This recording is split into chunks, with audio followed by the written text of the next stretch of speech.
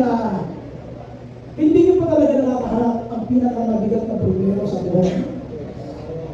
Marahil sabihin mo nakaharap mo na, pero kapag ikaw ay buhay pa, ganito ha, kapag ang isang tao ay buhay pa, ibig sabihin hindi pa niya nakakaharap ang pinakamabigat na problema sa kanyang buhay. Dahil ang equivalent ng pinakamabigat na pagsubok, dapat wala ka ng buhay. Naalala niyo si Jesus? Nung binigay niya kanyang buhay sa krus, pinakamabigat yun ng problema dinanas niya. Pero kailangan niya gawin yun para maligtas tayo, pero equivalent ng pinakamabigat na problema niya ay ang kanyang buhay. Kaya hanggang buhay ka pa, ang sabi ng mga Pinoy, may pag-asa pa. Amen? Sabi mo sa kanila, salamat, buhay ka pa. Amen? Kung sabi nga naman sa ito, salamat, buhay ka pa. Ibig sabihin, hindi mo pa tinadala sa pinakamabigat na problema. Ngayon gabi, meron tayong pag-uusapan sa Mark chapter 16. Babasahin natin ha. Ito yung panahon na ang ating Panginoong Jesus ay namatay at pagkatapos na buhay na magmuli. Na siya ang buhay na magmuli, yung mga kababaihan ay nagpunta sa kanyang lipinan upang siya ay pahilan ng langis. Kaya lang sabi ng Bible, hindi na nila ito inabutan. So, bumuksa sa Mark 16, verses 1 to 8, tapos lumundag tayo sa 15 hanggang 19. So, ito yung title natin, ha? Hindi kayo naman The Huge Stone, The Huge Task, and the Huge Law. Yan ang title natin, ha? Sulat nyo na, kung kayo susulat. Kung kayo may mga camera, screenshot nyo na. Yan ang pag-usapan natin. The Huge Stone. Ang napakalaking bato, ang napakalaking trabaho, at ang napakalaking Diyos na meron tayo. Kaya, ano ang nakalagay sa Mark chapter 16, verses 1 to 8? Basahin mo na natin. Sabi ito ng Bible, when the Sabbath was over, natapos lamang ng Sabbath, Mary Magdalene, si Mary Magdalene, may isa pang Mary, Mary the mother of James, and Salome, bought spices so that they might go to honor Jesus' body. So, alam kasi nila si Jesus ay namatay, pero hindi nila alam na si Jesus ay namuling ng buhay. So, ito na. Nung pupunta niya ibibigay ni Jesus, very early on the first day of the week, just after sunrise, they were on their way to the tomb. And they asked each other, who will roll the stone away from the entrance of the tomb? Tapos pinag-usapan nila, sino ang tutulak kasi yung malaking bato na yan ay nakatakip doon sa lilim kung saan nakalibig si Jesus. Paano sila makakapasok doon? Ang problema nila, sino mag-aalis ng malaking bato?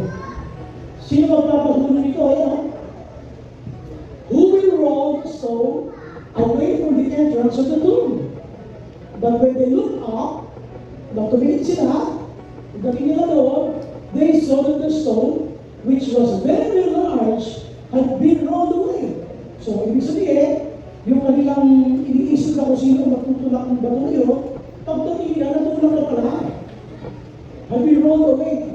As they entered the tomb, sabi ng Bible, they saw a young man dressed in a white robe sitting on the right side, and they were alive. Sila ay, sino ito? Bakit parang may tao dito ay lumuha yata sa bangkay ng aking Panginoong Diyos? Ngayon, ang sabi ng verse 6, don't be alarmed, he said. You are looking for Jesus the Nazarene. Yung pala ay agad ng Panginoon, yung naroon. You are looking for Jesus the Nazarene who was crucified. He has risen. Siya ay muling nabuhay.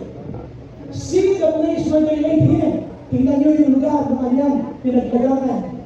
But go, tell his disciples and Peter, he's going ahead of you into Galilee.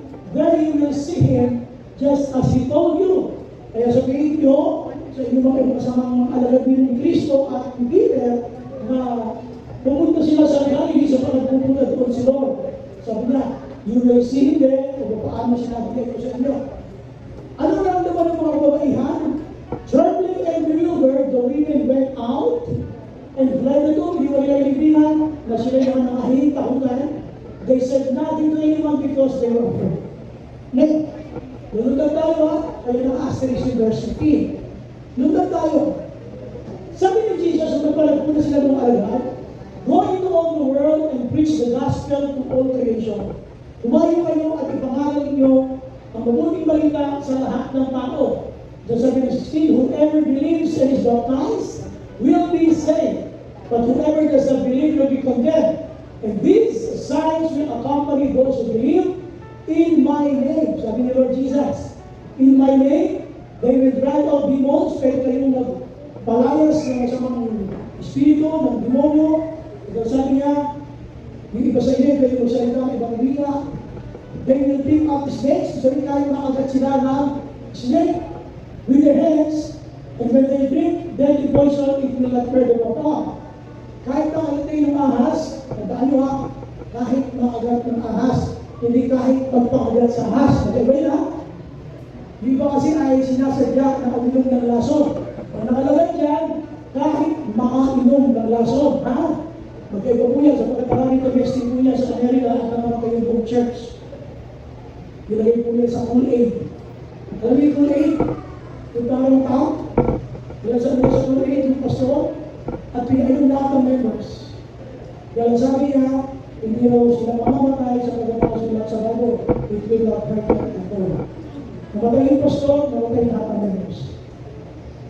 Nilagay po nila yung sa Kool-Aid. Okay? So hindi po ano ibig sabihin niya.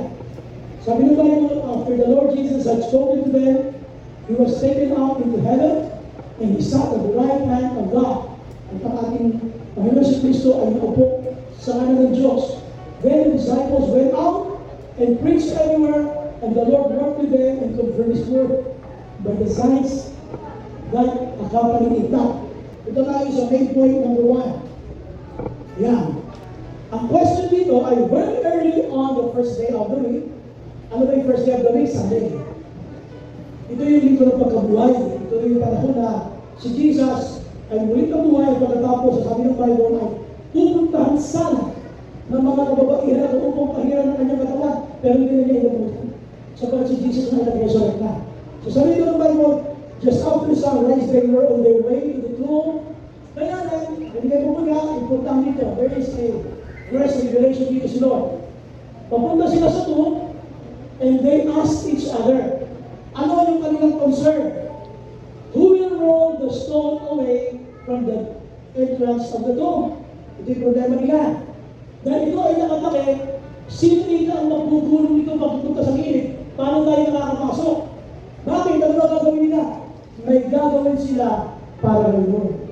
Kung minsan, kapag may gusto mong gawin para kay Lord, naunahan ka ng problema.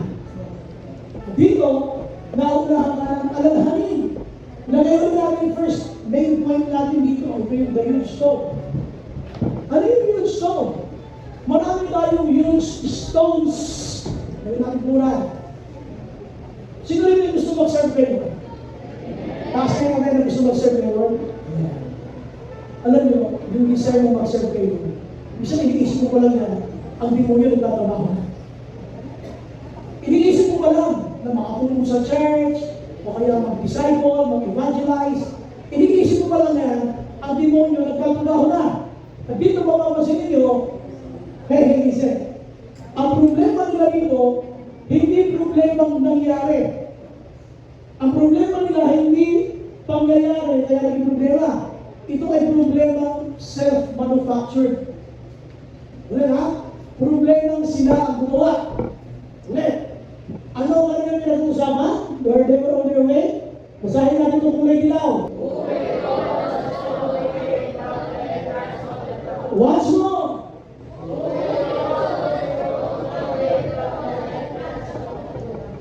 Kasi may balakid. Pag may balakid, gusto natin ismot agad. Gusto natin ismot lahat. And nobody wants to touch the stone to roll it out. Wala. Gusto mo mag-serve kay Lord, pero gusto mo the convenient way. Ulit. Gusto mo mag-serve kay Lord, pero gusto mo the convenient way. Kailangan magpunta natin doon. Wala na dapat ito natin ha. Wala na po yung malaking stone. Pinunta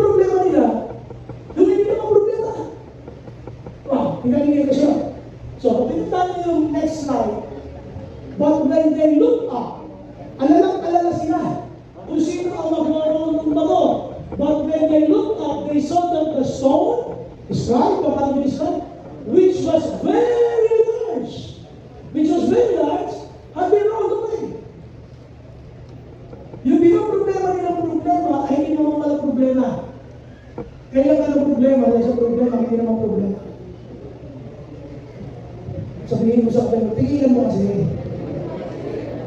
Ang dami sabi, okay. Ang dami sabi, overthinker. Wala pa tayong problema, walang problema na. Sabihin mo sa akin, ikaw talaga yun eh. Wala pa nga. Ano problema nila?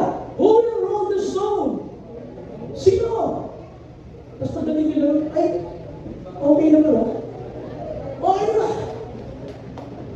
Alam niyo kung sino nadala sa kanya? Galileo, mga kalalayan.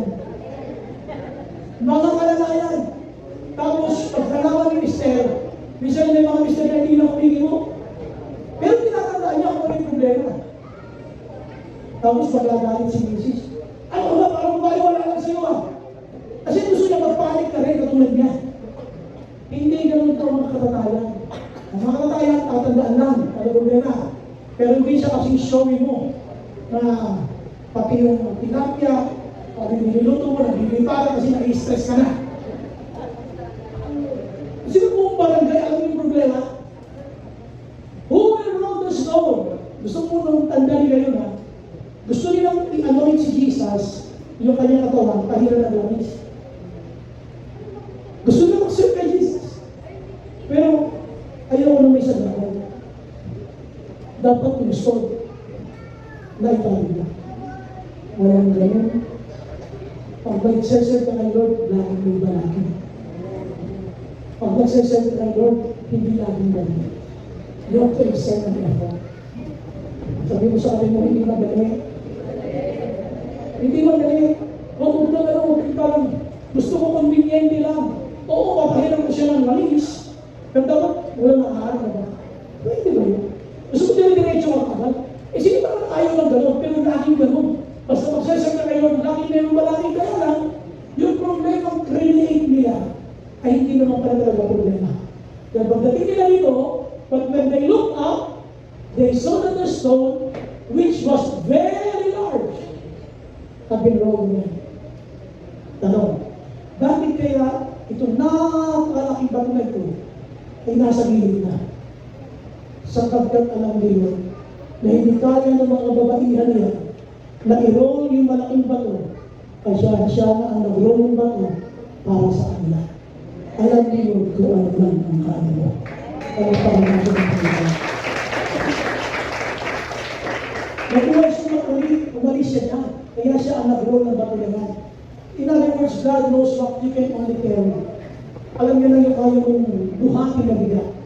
Kaya ang nagka sa atin, wala pa yung problema, pinoproblema mo na. Paano kaya? Naalala niyo ba yung isang dalaga na nakaupo sa gilid ng kalsada at pagkatapos ay may lumapit na lalaki, isang binata, sapagkat nagpaplano siyang tumawin dahil maraming pagsasakyan, pinakausap mo na yung dalaga.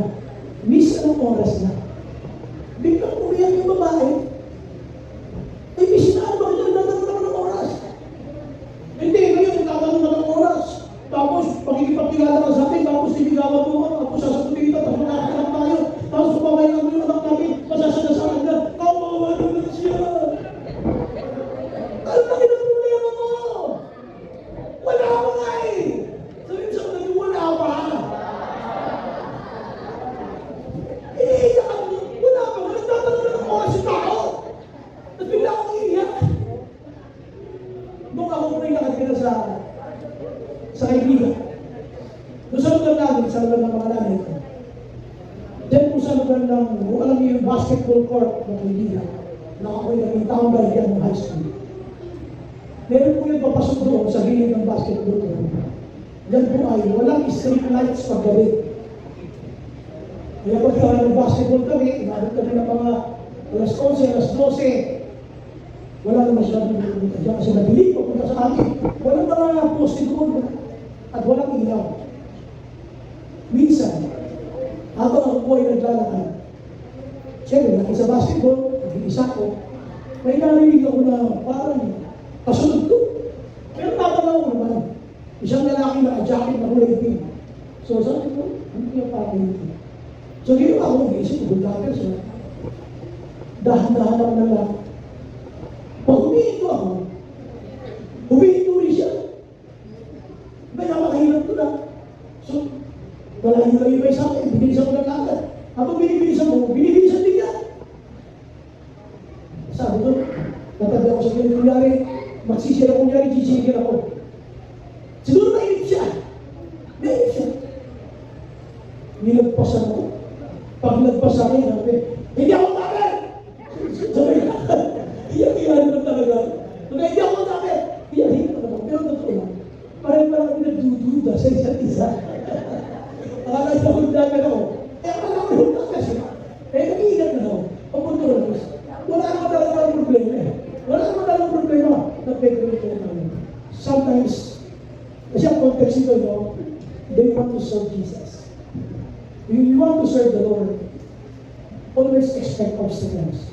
Hindi siya laging smooth, laging may balakid. Kaya may mga problema, may mga balakid na gawa natin kahit wala namang para.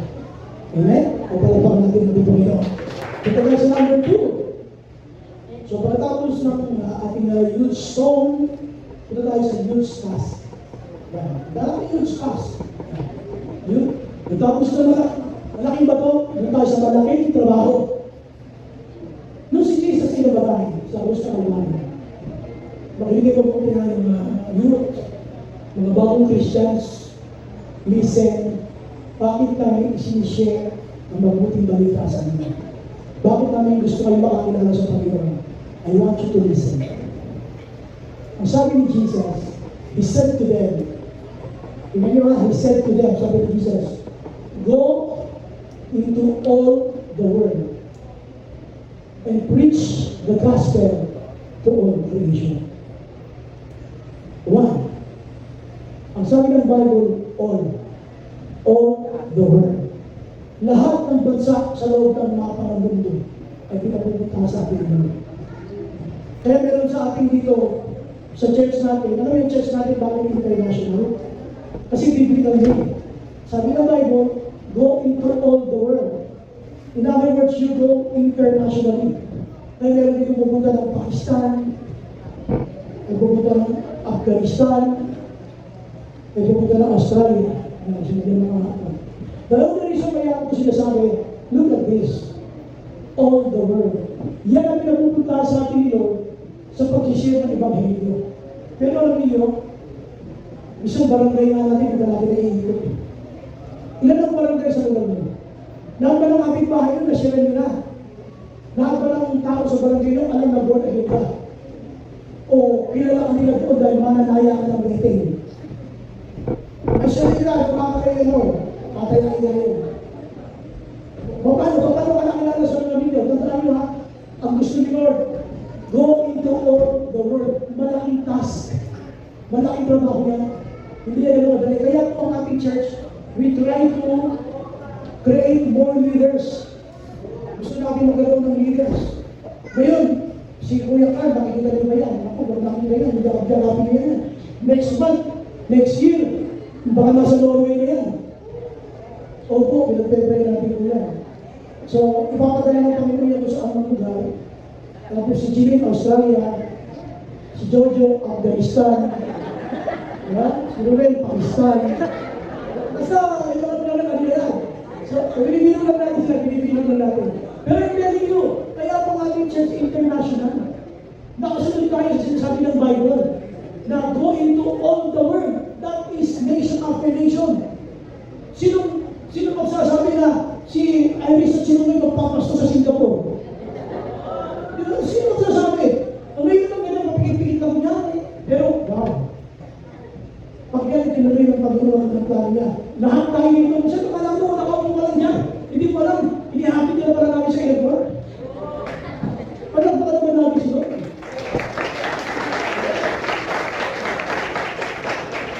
Alam mo, it's a huge task. Jesus did not die for nothing.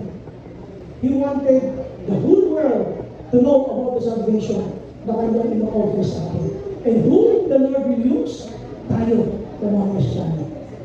So, sa mga susunod na mga taon, si JP naman, magpulayan sa Switzerland. Basta may land. Sa Greenland, sa Iceland, basta may land. No? So, ang sinasabi nila, please, this is a huge task. Ipagpatuloy natin yung pag-reach out. Kasi hindi mo lang alam kung sino sa kanila, sa mga dinidesign mo, ay magdadala pala ng Panginoon. Malaking trabaho to. Salamat to sa mga mga churches na may ganun yung programa.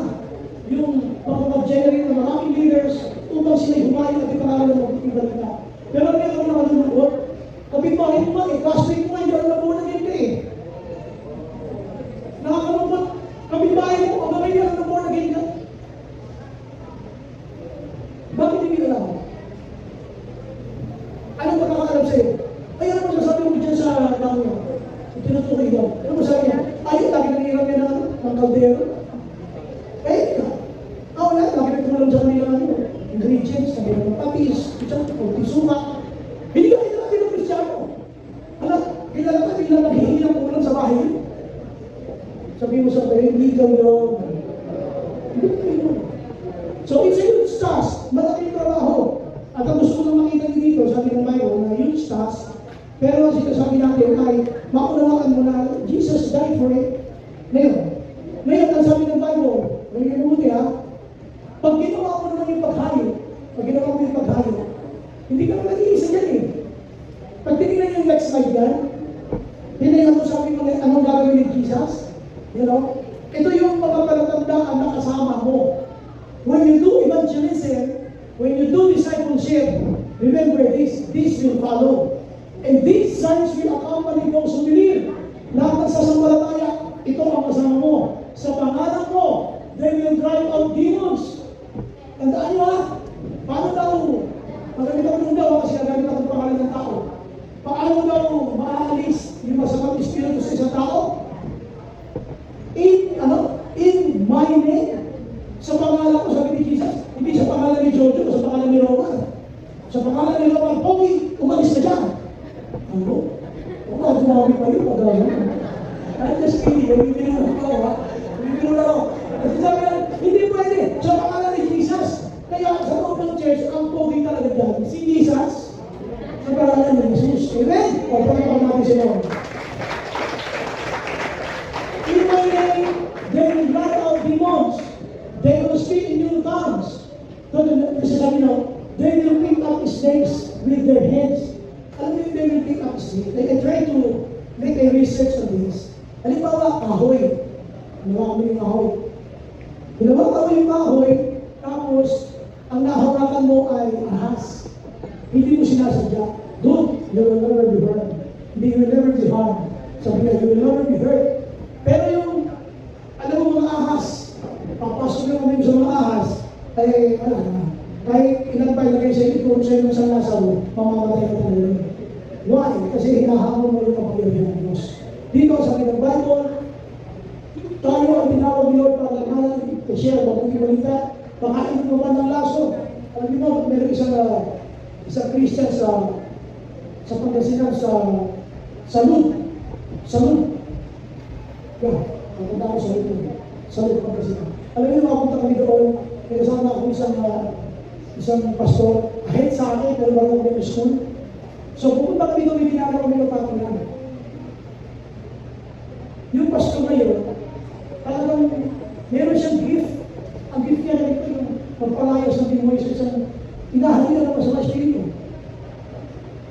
Hindi natin alam na doon sa lugar na yun, at nakituloy-tuloy na bahay. Yung pala kung na mga magulang, nakakita na yung mga magulang, o titignan na kayo! Tinatapos lang nakakita na kayo. Ano yun? Ito ba mo? Ay, hindi na lang. Ito ba magulang na to? Nagtataka sila, bakit yung pastor na kasama namin? Pinukulang pala nila, hindi sila kulang. Tapos, sunod mga tatlong araw na kami sa pinakituloy ng bahay. Dumala yung isang magkukulang.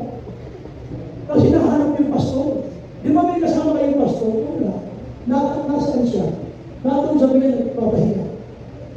Sabi niya, kung gusto ba, wala ba siyang sakit? Wala ba? Itatanong mo siya kung may sakit. Kasi ang dami na lang tinusok doon sa manika nila. Wala nangyayari doon sa pastor. Sapagat yung pastor ay covered ng holy blood ng Panginoon. Kaya pangalaman siya. Hindi siya kaya naman huli, nagkaroon ng Bible study kung nila Sister Monet akala ng kapatiran, matindi yun. Doon namin nalaman na siya pala yung makulang. Sabi niya, yung Diyos na pinapangarap mo, mas makapangyarihan, doon sa kapangyarihan na meron kami. Kasi hindi siya nagagalaw. Ilang araw na namin siya pinukulang, yung pastor niyo, pero hindi pa rin siya nakukulang. Alam mo ba namin si Lord?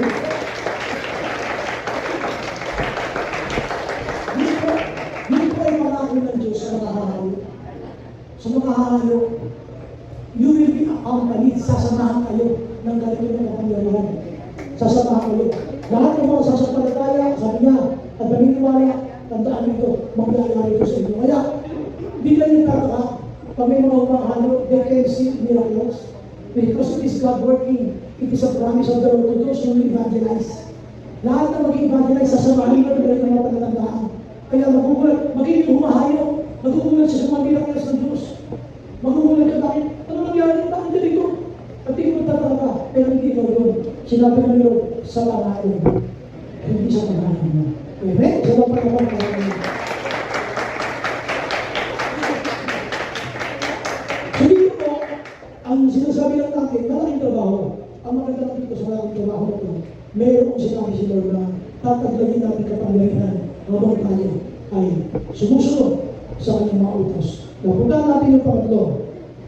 Yan. Sorry. Ito yung ano yung pangatlo? The huge God. Yung napakalaking Diyos na meron tayo. After the Lord had spoken to them, He was taken up into heaven. He sat at the right hand of God. So pagkatapos siya mausapin ng mga alagad, sabi sa mga alagad, akyat na ako sa langit, sabi niya, tandaan niyo, sabi niya, humayo na yung pangalan niyo ng balita sa lahat ng mga tao. Tapos naman sa langit. There, after the Lord Jesus had spoken to them, He was taken up into heaven, and He sat at the right hand of God. Nasa kanan siya ng Diyos. Isipin niyo, why do you think the Lord is answering our prayers? I remember an evangelist, sa evangelista, at the same time, he was a writer. Ang dami siyang mga naisulat na mga aklat, siya isang Amerikano. Sa kanyang buhay, sa pag-evangelista, marami na siyang usada na kung saan ay sa pag-aralan niya, nakakita siya ng maraming mga himala. At sa mga himala na yun, kitang-kita niya, siguro talaga yung Diyos. At yung mga himala na yun, sinusulat niya. At marami ang bumibili ng mga buksa niya kasi nakilala siya. Nung nakilala siya, minsan, nakabayo siya dun sa woods. Sabi niya, baka mamasyal na sa kabulatan.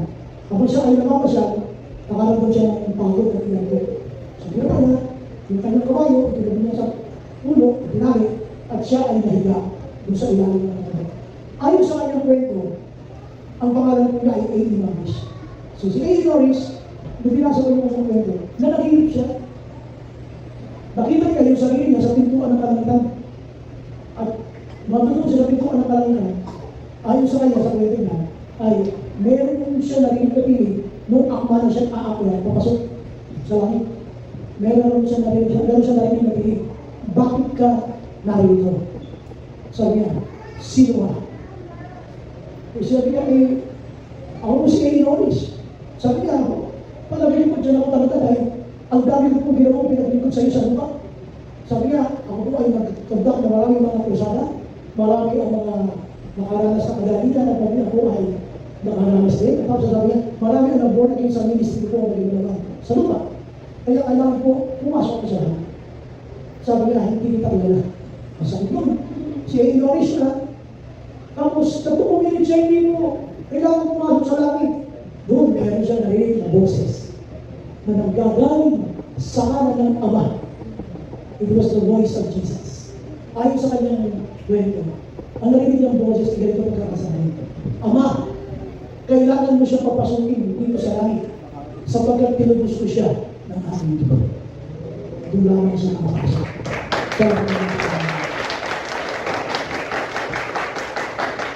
Pagkaan ko nyo, hindi tayo papasok sa langit sa dami ng ministro mo. Papasok ka sa langit kasi tinubos ka ni Kristo sa krus ng mga. Walang ibang credit na pwede mong angkin na marami kasi ako na-disciple, marami ako nag-show na study, marami ako na-ibigay sa church, marami ako nagawa para ngayon. Babalik ka sa bottom line, papasok ka sa langit sapagkat si Jesus ay tinubos ka sa krus ng mga. Ano ang so, hindi ko sabi natin na, that is God. Now, punta natin next slide. Yan. Ano ang resulta? Ano ang resulta? Then the disciples went out. So, mga disipulo, mga agad, lumabas na. Hey, paano yung pinag sabi ko na? Pakibasa niyo po, pagbasahin ko. Itong kulay gold lang. So, ganyan mo, then the disciples ulit. Then the disciples went out and preached everywhere. Tandaan niyo po, ang ministry nasa labas. Wala sa loob ng church. Kaya parang hindi na that is why we reach out. Kaya tayo umaabot. Yung iba, ako pinakabuhan ako. Baka po sa susunod na linggo, malamig na dito. Kaya magkakaroon po tayo ng 5 April dyan. At kung makakakaroon ng 5 April dyan, baka hindi na kayo lalo lumabas. Ang sabi ko ng Bible, they went out. Nasa labas. They went out and preached everywhere. Ito maganda. Hindi sila nag-iisa. Ayun. And the Lord work with them and confirm His word by the signs and the coming. Alam mo na talaga doon, nag-i-minister ka, mukha ka nag-iisa, hindi ka lang kasama mo siguro. Ayan, then the disciples went out and preached everywhere, and the Lord worked with them. Kaya mayroong umakati, pero may nakausap ka, sumasama, kasi yung sinisya ng word of God, ay kasama mo doon siguro. Ay, alam mo, hindi na madali mag-inggan sa punta dito sa church. Bakit sila sumasama? Kasi habang nagsishare ka, the Lord is working with you. Kaya ba hindi ba kayo isa? Kaya kayo mga mahirap na usap, yung mga makikinig sa ulo, yung mga malunurit. Bakit na binibigyan mo isang paano sila kausapin? Bakit yung mga malunurit hindi mo tinatagal? May mga malunurit na usap, hindi mo pinabukok sa ulo. Why? Binibigyan ka nila ng understanding. You are doing the one thing, but the Lord is working with you. Ayun. Tingnan nyo. Then the disciples went out. Ang mag-reach out sa labas. Kaya meron tayong ministry na po sa labas. Went out and preached everywhere. And the Lord worked with them. Ang ganda nito. Duwi kayo sa Bible nyo, ha? Duwi kayo. And the Lord worked with them. Kasama ko pala talaga sila eh. Kaya parang mukhang imposible, kasama ko pala talaga sila. Kung hindi kayo sunod, kasi kasama ko sila eh. Hindi ikaw yan eh. Sabihin mo sa kapag hindi ikaw yan. Si Lord yan. Hindi ikaw yan. Si Lord yan. Amen. So dito sabi ko na, and the Lord worked with them and confirmed His word. Pinatunayan ng Lord yung kanyang salita sapagkat sa pamagitan ng mga palatandaan ng dito, magiging magugulit ka. Ay grabe. Hindi ko alam saan dati yung confidence pati na sila yung takot yun eh. Matakas na ako yung sa ulo natin eh. May katutulong yun eh. Pero ginamit ko yun. Para makakasya sa akin. Why? Because the Lord is working with you. Amen? Kasi napalapak sa akin.